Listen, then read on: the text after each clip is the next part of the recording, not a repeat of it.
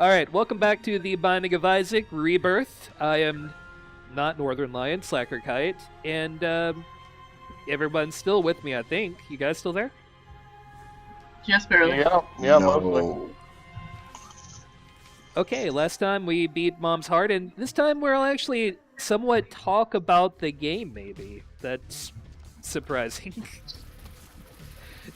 Binding of Isaac is a pretty simple procedural roguelike when you, on the whole of it, right? What you're looking at is, it's very much... Outside of the weapon style. Yeah, outside of the weapon style.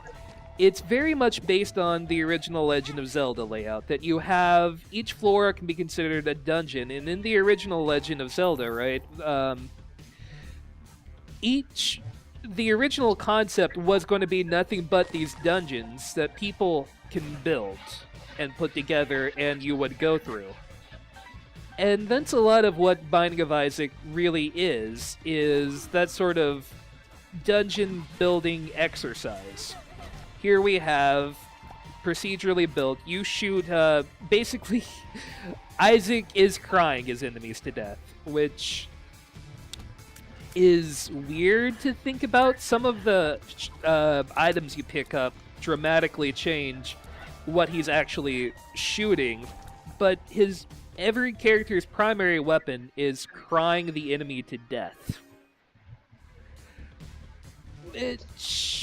Like Tumblr.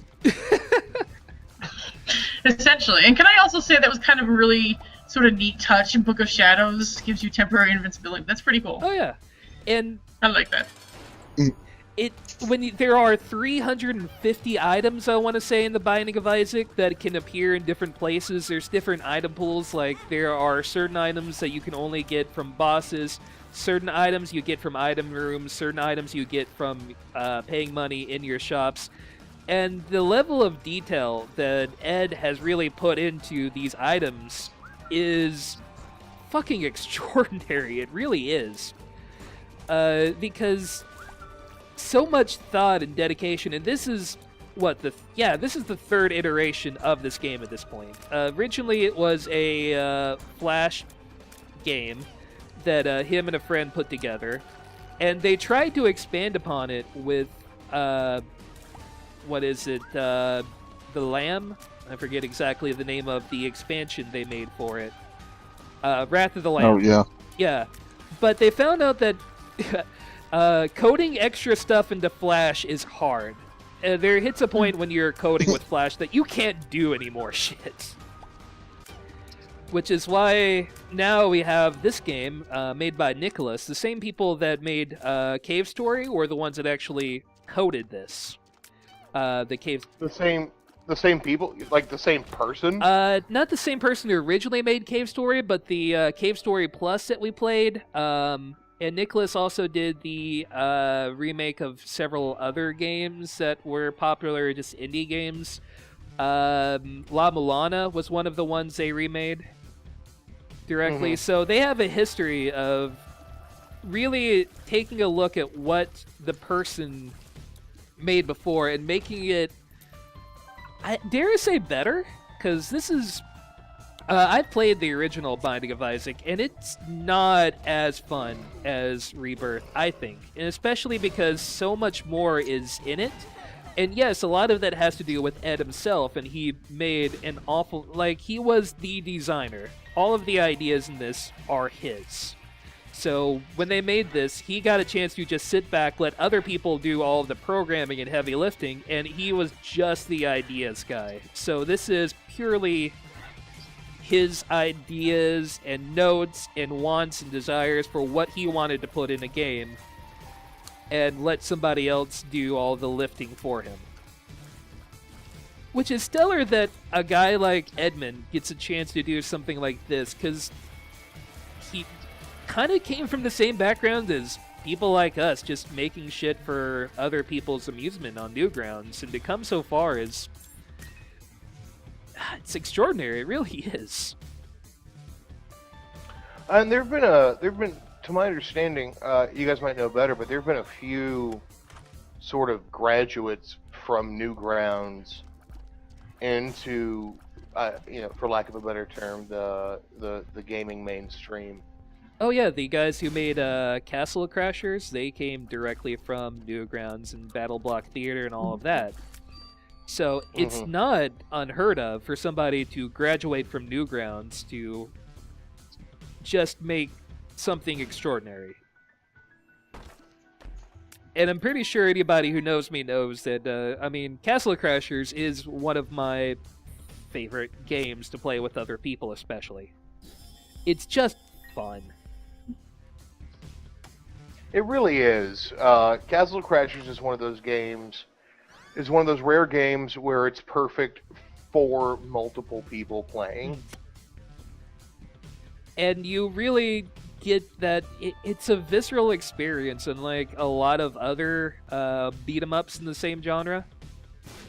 You really get a lot of feeling for that, and we'll talk about a little bit of the actual what I'm doing here. Pills, you don't know what they do unless you have a PhD, so taking them is a crapshoot every time. Speaking of, Yeah, some of them do good things, like this makes me shoot more tears, and that one took away one of my red hearts, so that's no good. Red hearts is your fundamental health, and you can stack on top of those spirit hearts and black hearts, but once those are gone, they're gone. Red hearts you can regenerate through different things, having items that regenerate them, things along those lines. But yeah, you don't want to lose those red hearts unless you want to trade them away for deal with the devil items, which give you super powerful damaging stuff in exchange for your health. Wait, so the red hearts, blue hearts, aren't there black hearts as well? Yeah, black hearts. When you lose them... Yeah, the sin hearts. Sin hearts, yeah. And when you lose those hearts, basically you explode the entire room and you deal damage. It's a certain base threshold, so they never deal more damage than they do in the beginning. You want to try not to take damage as you're going through the floors in order to get a deal with the devil. If you take red heart damage, it significantly decreases your likelihood of getting the chance to spend your health to get better things. This item, for instance, Dark Bum. He picks up red hearts and turns them into other things. Usually spirit hearts, but he made a friendly spider for me which will deal damage for my behalf and then consume himself. That sort of thing. So, I can't get rid of my overlay because my select key is stuck. God damn it. So we might be stuck with the overlay for a minute here. Oh, it went away on its own for a second. Okay, there we go. Goddamn Mad Cat's controller. I should really pick up a new controller to actually play with, and you don't have to have a controller to play The Binding of Isaac. I find it easier personally. In the first game, you couldn't even use a controller with it. But for a twin-stick shooter, I think a keyboard is... Yeah, agreed. The problem is you're playing with a Mad Cat? Yeah, that's your first problem right there. I wasn't aware it was 2003. Yeah, it's a Mad Cat's Xbox 360 controller that I play with. Because poor, that's why. I didn't have money to buy a real controller when I bought this. So, it works? Question mark? Question mark? It's definitely questionable. Yeah. Oh, thank you, Dark Bum. He paid out with actual hearts, which are helpful because I take damage like a goddamn idiot. Now, I've been playing the game relatively well, especially for me. I'm not going to pretend like I really am that good at this game. I've been winning so far, and I don't know how. The first time that I beat Mom's Heart, I was just ecstatic. Like, how did I do that? Am I magic? I might be magic. I don't know. Yes. You should have got that sweet tattoo. It's 15 cents. I only have 5 cents. So I'm going to go... He's off by 10. Man, he's as broke as I am. Yeah, Isaac... I can really relate to Isaac as a character. Yeah, really. At the most, Isaac has 99 cents. That's your threshold. We just picked up Aquarius, which, as you walk, it builds creep underneath you, which can deal damage to the enemies if they walk over your creep. Similarly, the enemies can generate their own creep, and if you walk over their creep, it deals damage to you. Eventually, the more shit that Isaac gets, the harder it is to figure out what is good and what is bad, because you're putting shit like on the ground, and they're putting shit on the ground. And after a while, there's a lot of shit. Which is Usually literally. Yeah, usually literally. There's actually an item in the game that I effing love. Card Against Humanity. Really? Yeah, Really? yeah. One of the cards you can pick up is literally called Card Against Humanity, and when you use it, it turns the entire room you're in into poop. Oh. Wow. Well, that makes sense. It does. And I've taken red heart damage, so there won't be a chance for me to go to a deal with the devil room, but we've got a pretty good run going so far here, I think, by and large. Oh, I wanted to go to the shop, not to the item room. Every floor before Mom, you get an item room, you get a shop, and potentially a couple other things. But I'm going to take a Spirit Heart to insulate the health that I already have. It may not be the best trade-off, but it works. Whatever. Did somebody have a child all of a sudden? Hmm? It sounded like there was a child, and I was like, huh. Oh. I mean, Isaac. Yeah, Isaac, occasionally when you get hit, he makes a little noise. Oh, So you may be hearing that from my headphones a little bit. okay. I was like, oh, that's terrifying. I would hope that none of us here have children with us. The devil card is... I'm going to go ahead and pop it here. It deals extra damage in the room you pop it in, and this is a double wide room, so I want to have the extra damage. Do double wide damage. Yeah. With double wide damage in the double wide room with the double token flies. And you're evoking the powers of Satan, basically, by popping that card, which is... I do believe, Josh. I see what you did there. The latchkey luck is one of the other stats that you don't really see as much, but the number of times things drop, and when you go and you play, like, slot machines and things along those lines, the chances of them paying out is increased by your luck stat. Oh. I can't enter this room because I have too much health. You can only enter that if you have 1 health. And What's in there? you have a chance to fight for whatever is in the chest that's in there. And there's 3 different types of chests. There's the gray chest, which always pays out with consumables. There are red chests that pay out with stuff that you can get from deals with the devil. Like this one here, and then there's the yellow chest, which are locked. You have to spend a key to get those. Fuck. And that's a bomb. Run! I wasn't fast enough to escape it. Troll bombs kill you. Obviously.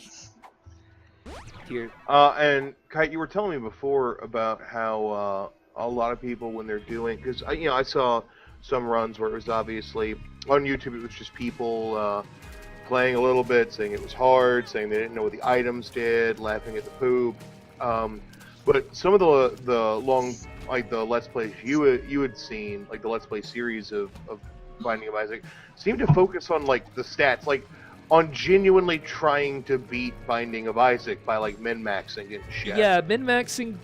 The Binding of Isaac community is huge, and they are all about min-maxing the items and what synergies you get between different things, and it's taking the game more seriously than I think it should be. It's a fun game, don't get me wrong, I like it, but when you're looking at a game like this and looking at strategies to win every single run you ever play, and oh, well, you hold on to this because if you take it down to the next floor, you can trade it away for blah, blah, blah.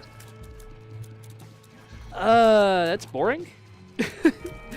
And I am not ever like there's a Wikipedia of just what every single item in the game does, how it works with other items, and all of that. And people have spent so much time on this game. I think I want Box of Spiders. Box of Spiders allows you to generate your own spiders every 2 rooms to help you out. I can't decide if I want that more in Book of Shadows. You know, Book of Shadows may save us against Mom when we fight her, so let's keep that for now. We don't have a lot of health at the moment. Yeah, I was gonna say, especially if your health continues to be...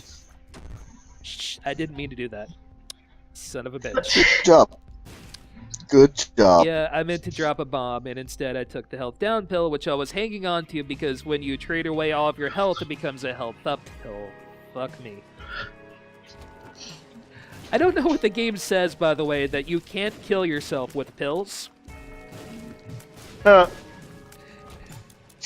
That's one of the oddly amusing things about the game, because there's so many bad effects you can get from pills, but they will never kill you.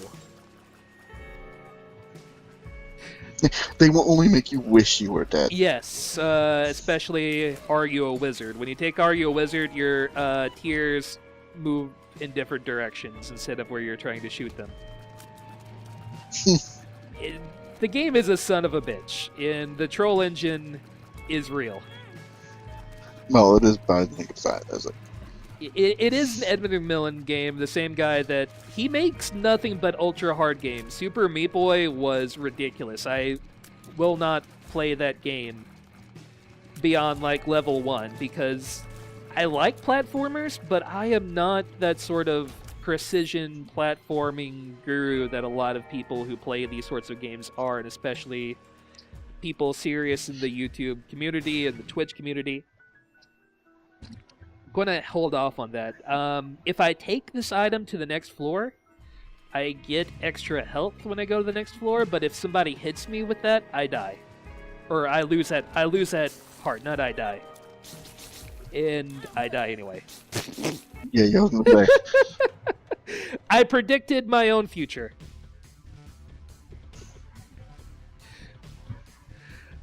But yeah, and I mean, that really is, in a nutshell, the Binding of Isaac completely is sometimes you just don't get the things that you need to go further, but knowing how the things that you get work is the entire game.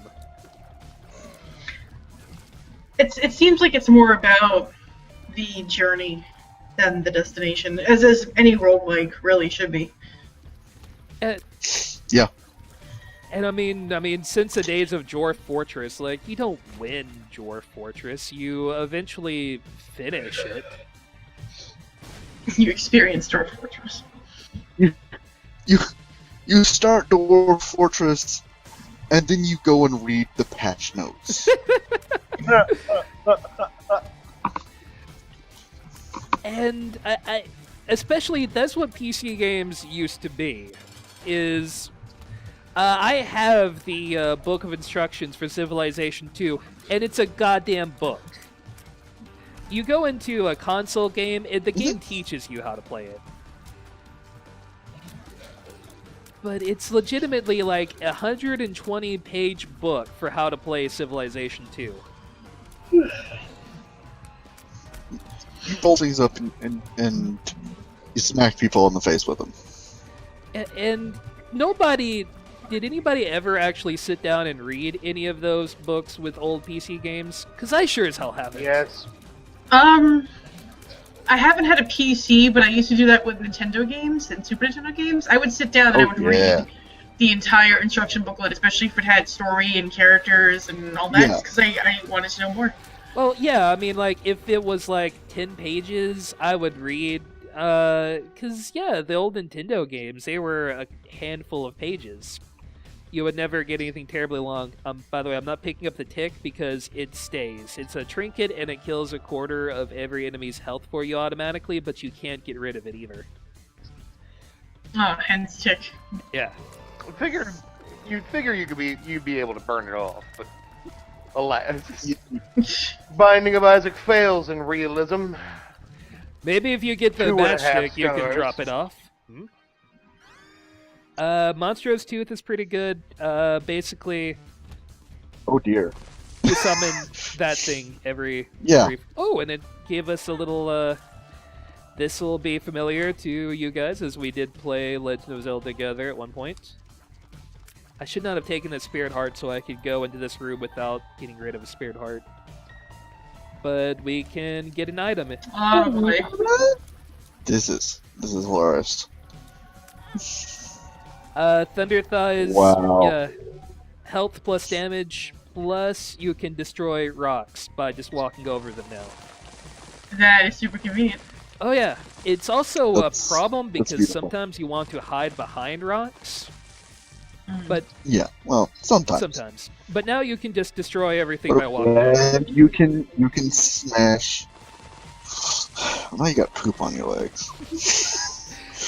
I really need somewhere to just rub this off. Just, I get it because dicks.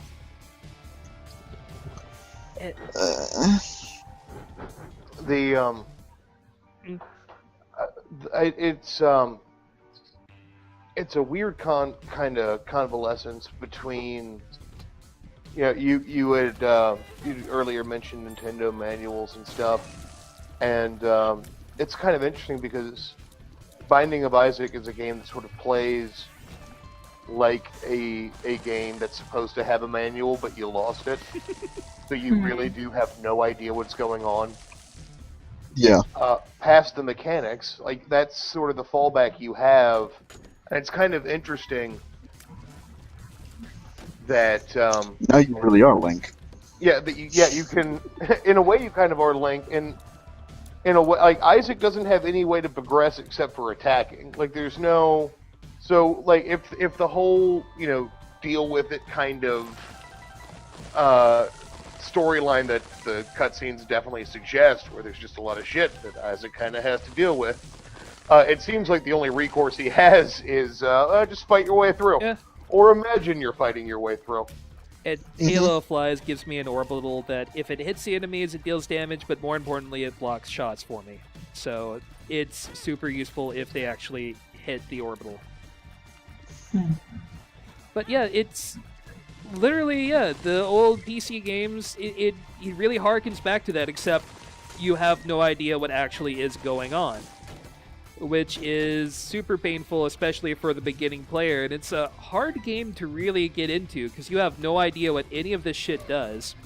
And I imagine most people are like me. I don't want to sit there and read a wiki every time I play a game. Like, we were talking about Terraria before we were recording. I hate playing Terraria. When I first played it, there is a tutorial guy that you spawn next to, but when I played it, he walked into the lake, and I didn't find out until well into the game that I had a tutorial guy when I literally threw myself into a lake looking for stuff. It's like, oh, the guy I was supposed to learn from is down here. I'm so spoon-fed by console games, and I understand and get this, that I've been spoon-fed by all the console games that I grew up playing, that Mega Man just kind of teaches you as you play the game how to play it. Which is not there, and it does sort of help with like flow of gameplay. It seems like a lot of modern games, the first level when you're trying your hardest to sort of like get into the game, it's like, and if you want to sniff flowers, approach the flowers and then tap A repeatedly to smell. Like, God damn it, shut up! There's got to be some better way you can show me this. PC games, especially the older ones of the day, they just threw your ass fucking in the deep end. Here you go. Here's the game. Play it. Fail. Die. I don't care. You'll be back. Here's XCOM, motherfuckers. Like, I've heard my entire life I need to play System Shock 2, so I finally picked it up on Steam and tried to play it. And that game tells you, like, there's a tutorial level, but you really don't feel like you understand that game when you're done with the tutorial. You're just sitting there like, the fuck did you just tell me? I don't understand what I'm supposed to do, where I'm supposed to go. What buttons do what again? By the way, I now shoot more tiers and faster tiers, and deal with the devil is nothing but red chests, bombs, friendly spiders, and unfriendly spiders. Your friendly ones are blue, the unfriendly ones are always black. Yeah. And wait, why would they give you unfriendly spiders? Because Binding of Isaac. Why? Roguelike. Yeah. Yeah. You know what? Because Binding of Isaac. That's fair. Do you understand roguelike? Roguelike is not your friend. Roguelike is everything that you hate, and occasionally something you like. Well, it is your friend, but it's a really, really bad friend. So, the Binding of Isaac, essentially, TV dinner, it's Zach.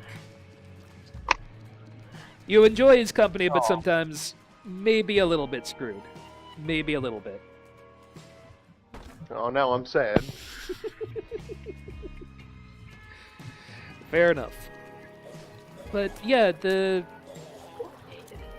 and that's the good thing I think about games like this is, for one thing, not every run is going to be the same, and it legitimately makes you feel as if you're fighting back against the game itself. As if you're having a battle, not even with, like, the, enemies in the game, but you're legitimately fighting against what the game is trying to do to you. And I've heard a lot of people refer to it as the troll engine, that the game fucks you, so you fuck it back as hard as you can. Nod leaf, if I stand still long enough, I become invincible. That's odd, because I haven't seen you stand still since this game started. Yeah, you don't normally want to stand still in the Binding of Isaac. That's not how you want to play it, so... And why would you? Because you're not shooting tiers, and shooting tiers is how you kill stuff. So it's very rarely useful. I don't remember what that pill does. I'll buy it anyway, because I have the money. Oh, we don't know what it does. Luck down. Great. Fantastic. Good job. Yeah. Glad I spent my 5 cents on that. Luck down means that items drop less often for me. And... I mean, this video is... Oh, okay. I thought you said look down. I was like, what's down there? Oh, no, luck down. Your shoes are untied. Well, yeah. And whereas the first two videos, and I never talked about them, I kept getting, items that were so amazing and just dealt all the damage. And I was just like... Yeah, I was gonna say, you kinda got shit this round. Yeah. Yeah, I don't know enough about the game to say, but it does seem like this round has been more difficult for you. And I guess that would be the reason, but I'm not familiar enough with Binding of Isaac to really know. No, and that is legitimately what's going on, is that the game is currently fucking with me. And I'm not getting, I've gotten stuff that lets me shoot my tiers faster, but I don't deal any more damage with them. So, yeah, overall I'm dealing more damage, but not a whole lot more. And that is kind of the death of a run of Binding of Isaac, is you don't deal enough damage to keep up, because every 2 floors you start getting harder enemies, and eventually when you beat Mom, every enemy deals a whole heart of damage, whereas right now they're dealing a half heart. So you have to kill everything faster than it kills you. Kill everything quickly in the game. And that has a lot to do with where really the spectator sport of the Binding of Isaac comes into play. By the way, Chubb dislikes smoke. That's literally a thing in this game. You put a bomb in front of him, he eats it. In this game, I don't know. It takes so much out of just the whole Legend of Zelda building block. It takes that template of items that you can use to make other things happen, but it doesn't have any real consistency about what order it gives it to you in. And I can tell you so far, the game has not been terribly friendly to us. I don't see us winning this one. I don't think this run is going to be a winner. Probably not. Yeah, you might be noticing I'm not really killing things very quick. And this is where the game gets ostensibly like, if you don't get items that are very good, the game can be... Unforgiving? Yes, unforgiving. Perhaps tedious is a word, and you keep hoping you'll get something good. This one's pretty good. Spider Bite, when you shoot an enemy, it slows down. Whipworm, your shots, it's just a flat tier speed up effect. You have trinkets, which Whipworm is a trinket they keep in the bottom left-hand corner, and you can only keep one trinket on you at any given time. So right now we're using the Whipworm trinket. I'm not going to walk over the mushrooms because they can explode, and I don't have any keys to open the shop despite having money for the shop. I'm going to hunt for keys before I go fight whatever boss is on this floor. I don't even remember how far down we've gone, whether... I should probably remember where we are in the game. Maybe that might help, right? Yeah, possibly, Sure. I guess. I would have to actually remember what we're doing in the game again. And, you know, since we're not talking about our feelings or existentialism right now, I'm not really paying as much attention anymore. Just murdering a bunch of fly creatures. But... yeah, and that's really what... I don't know.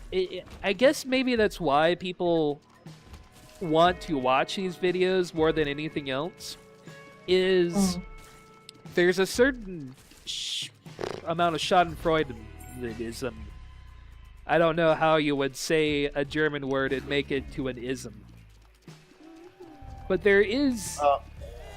similar to the I Want to Be the Guy playthroughs that were popular years ago. Yeah, because sometimes you get an overpowered run and you fuck the game. But more often than not, the game is just going to fuck you as hard as it can.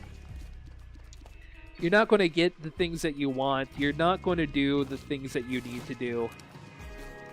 And yeah. This metaphor for life just keeps getting richer and richer. You know, and I don't think that's unintentional. I'm going to throw away 2 red hearts for some extra money, and going to throw some money into this bank up here, because I would really like a key. Please give me a key. Pills are not keys. Luck down. Fantastic. I don't want that. I want luck. Oh, right, I need to go get this red heart. That will, you know, not dying is usually pretty good, right? Ostensibly. There may be some people that argue with me about that one. I'm not sure. But, and with any roguelike, I mean, Binding of Isaac isn't alone in this, that you usually want, like, everything in your head is telling you, just finish the floor, go on to the next floor.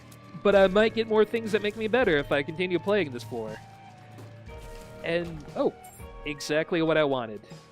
Amazing. Now watch the shop have nothing I want.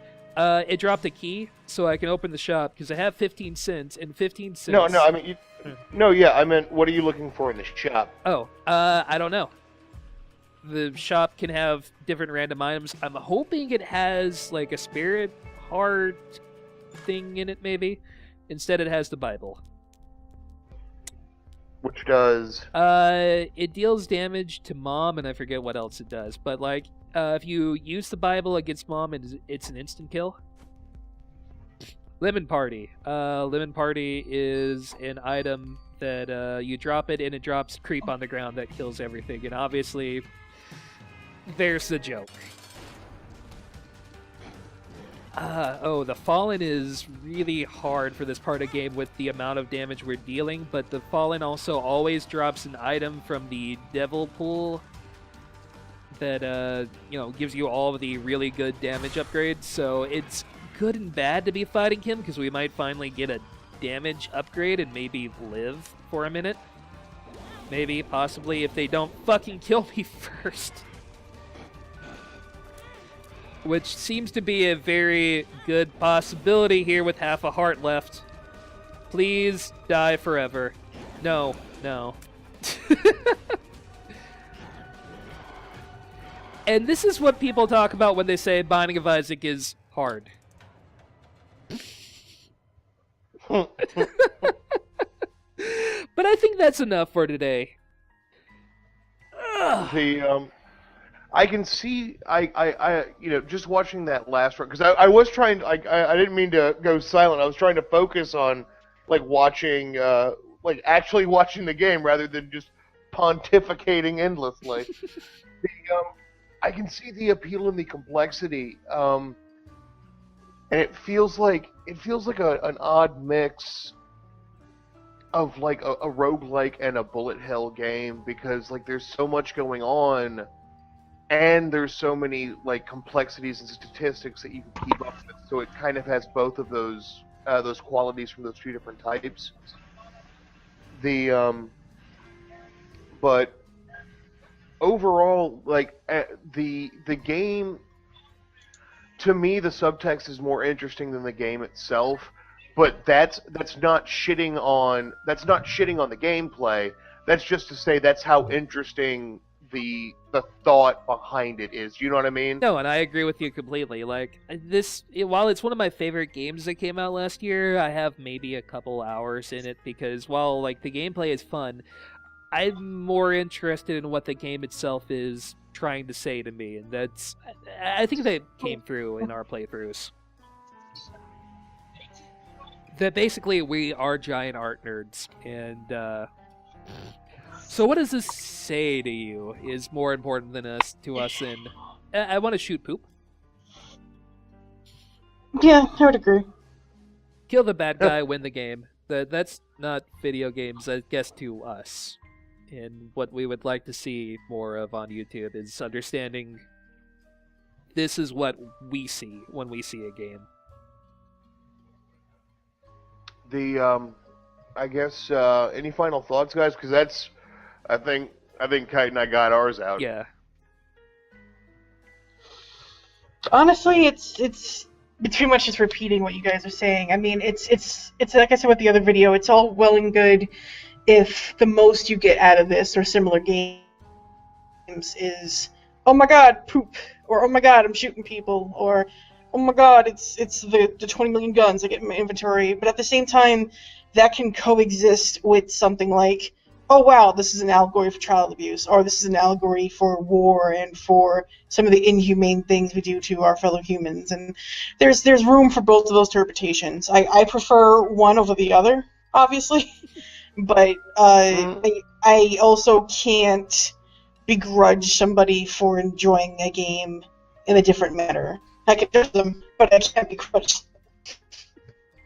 And there's something to be said for, because I think if Binding of Isaac was a less fun, less technically proficient, less well-programmed game, I think that all that subtext would be for shit because you couldn't get to it. Do you know what I mean? If the game sucked, you couldn't play it, or you wouldn't want to play it, so you'd miss all that good shit. It's not Happy Wheels, and that's the important thing to me. So join us next week for our playthrough of I Am Bread. Good night, everybody.